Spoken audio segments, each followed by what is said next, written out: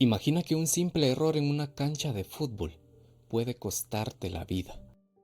También imagina regresar a casa después de un mundial, convencido de que todavía tienes un futuro brillante por delante, sin saber que alguien ya ha decidido que no vivirás para verlo. La madrugada del 2 de julio de 1994, uno de los jugadores más respetados de Colombia recibió 6 disparos en un estacionamiento de Medellín. Según la versión más conocida, murió por haber marcado un autogol en el Mundial de Estados Unidos. Pero con el paso de los años, muchos comenzaron a preguntarse, ¿realmente Andrés Escobar fue asesinado por un error deportivo o fue víctima de la violencia y el poder del narcotráfico que dominaba Colombia? Esta es la historia del hombre conocido como el Caballero del Fútbol, un jugador cuya frase se convirtió en una profecía: la vida no termina aquí. Andrés Escobar Saldarriaga nació el 13 de marzo de 1967 en Medellín, Colombia. Creció en una familia de clase media, donde los valores y la disciplina eran fundamentales. Su padre, Darío Escobar, era un vaquero que creía firmemente que el deporte podía cambiar la vida de los jóvenes y alejarlos de la delincuencia. Desde pequeño, Andrés destacó por su tranquilidad y educación. Mientras otros soñaban con ser estrellas, él quería convertirse en un ejemplo. Estudió en el Colegio Calasanz y más tarde en el Instituto Conrado González, donde comenzó a llamar la atención por su talento futbolístico. Quienes lo conocieron recuerdan que era un joven reservado, respetuoso y muy diferente al estereotipo de la estrella de fútbol. A los 19 años debutó en el Atlético Nacional. Jugaba como defensor y rápidamente se ganó el respeto de compañeros y rivales. Su inteligencia para leer el juego, su capacidad en el juego aéreo y su liderazgo natural hicieron que fuera considerado uno de los mejores defensas colombianos de su generación. Su número era el 2 y con el tiempo recibió 2 apodos que lo acompañarían para siempre: el Caballero del Fútbol e Inmortal número 2.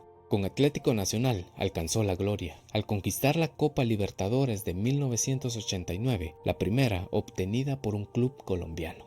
También ayudó al equipo a conseguir los campeonatos nacionales de 1991 y 1994. En 1988 debutó con la selección colombiana. Pocos días después marcó su único gol internacional frente a Inglaterra en el mítico estadio de Wembley. Participó en el Mundial de Italia 1990 y ayudó a Colombia a regresar a una Copa del Mundo después de casi 3 décadas. Sin embargo, en 1993 sufrió una grave lesión en la rodilla que lo dejó fuera durante varios meses. Muchos pensaron que no llegaría al siguiente mundial. Pero Andrés luchó, se recuperó y logró volver a su mejor nivel. En 1994 fue convocado para representar nuevamente a Colombia en la Copa del Mundo de Estados Unidos. Nadie imaginaba que ese torneo cambiaría para siempre la historia del fútbol colombiano. Colombia llegó al Mundial como una de las selecciones favoritas. Incluso había derrotado 5-0 a Argentina en Buenos Aires durante las eliminatorias. Pero el sueño se convirtió rápidamente en una pesadilla. Perdieron el primer partido contra Rumania y estaban obligados a ganar frente a Estados Unidos. Durante ese encuentro ocurrió una jugada que quedó grabada para siempre.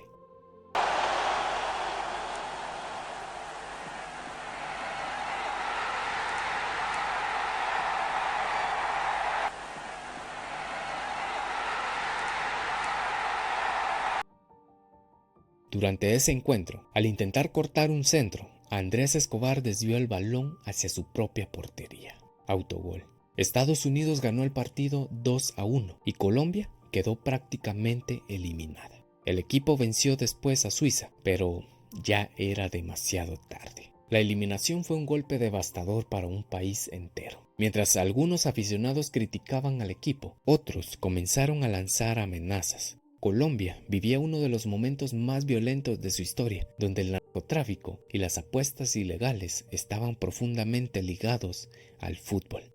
Después del Mundial, Andrés decidió regresar a Colombia. Algunas personas le recomendaron permanecer en el extranjero hasta que las cosas se calmaran, pero él quería volver. Quería encontrarse con su familia, con su prometida Pamela Cascardo y con Atlético Nacional. Además, estaba a punto de cumplir varios sueños. Iba a casarse apenas unos meses después, Francisco Maturana lo veía como el futuro capitán de la selección y existían conversaciones avanzadas para que fichara por el AC Milán, donde reemplazaría a la leyenda italiana Franco Baresi. Con serenidad declaró una frase que el tiempo convertiría en inmortal: la vida no termina aquí, es solo un partido de fútbol. No sabía que le quedaban apenas unos días de vida. La madrugada del 2 de julio de 1994, Andrés salió con unos amigos a un restaurante en Medellín. Al llegar al estacionamiento, fue insultado por los hermanos Pedro David Gallón Henao y Santiago Gallón Henao, hombres relacionados con el tráfico y grupos armados. Andrés pidió respeto. La discusión aumentó. Según los testimonios, uno de ellos le dijo: "Usted no sabe con quién se está metiendo". En ese momento, Humberto Muñoz Castro, conductor de los hermanos, descendió de una camioneta y disparó 6 veces contra el futbolista. Personas que estaban en el lugar intentaron salvarlo y lo llevaron a un hospital. 45 minutos después, Andrés Escobar fue declarado muerto, con tan solo 27 años de edad.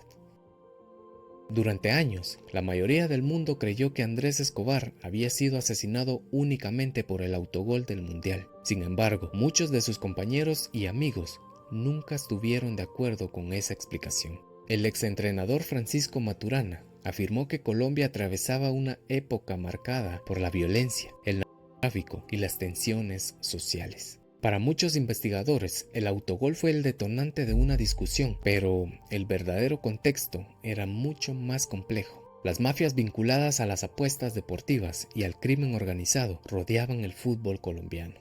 Aunque esas conexiones fueron investigadas, nunca pudieron demostrarse completamente ante la justicia. Lo único seguro es que un partido de fútbol terminó mezclándose con una realidad mucho más peligrosa. El autor material del asesinato fue capturado y condenado a 43 años de prisión. Sin embargo, con cambios en la legislación colombiana, su condena fue reducida a 23 años. En 2005 obtuvo un beneficio judicial que le permitió recuperar la libertad. La noticia provocó indignación en gran parte de la sociedad colombiana. Para miles de personas, la justicia nunca estuvo a la altura de la tragedia. Más de 120,000 personas asistieron a su funeral. Todo un país lloró la pérdida de uno de sus mayores ídolos.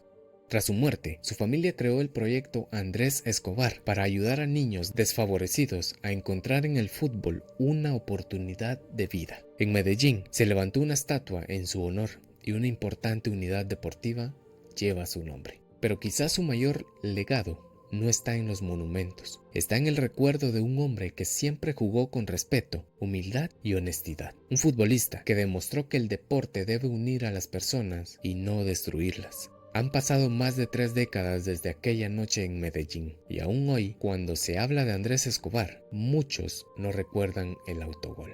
Recuerdan al hombre que estaba a punto de casarse, al líder que soñaba con jugar en el AC Milán, al defensor elegante que inspiró a una generación y al ser humano que incluso después de la derrota más dolorosa de su carrera, fue capaz de decir: la vida no termina aquí. Una frase que él nunca pudo ver cumplida, pero que convirtió su nombre en eterno, porque algunos jugadores levantan trofeos y otros se convierten en leyendas.